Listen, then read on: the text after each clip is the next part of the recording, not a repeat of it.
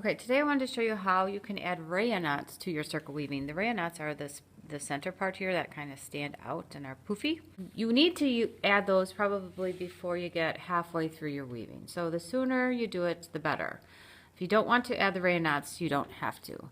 So I have my weaving here. I used up all of my warp and did the center circle, and then I added a little bit more green yarn and continued with the basic weave, the over under, which is known as the tabby.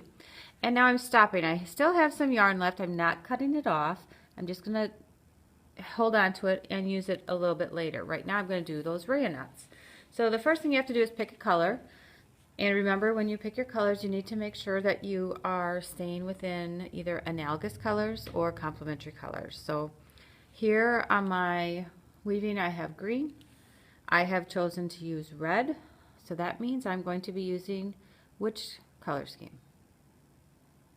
Complementary. So I'm going to take the yarn, and the first thing we have to do is cut strings that are all the same size. And when we created our weavings, we used 15 warp strings. So when you do a rayonaut, you use 2 warp strings at a time.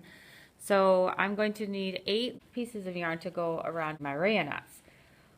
So I need to do at least 8, and that's using just 1 string per rayonaut. So I just hold the string, start with the string on my thumb, like between my thumb and my hand. I hold it, and then I wrap it around.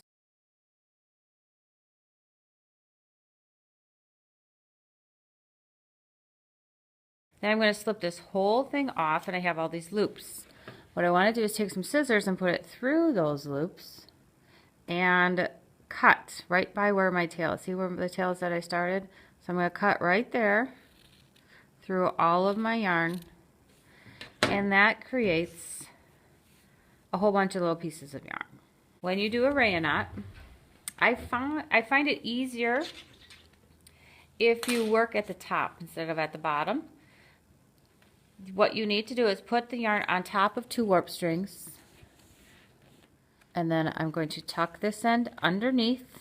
So I lift up the warp string and tuck it underneath, and then I do the same thing with this side. So I put the yarn underneath the warp string and into the inside, and then I can grab both of the ends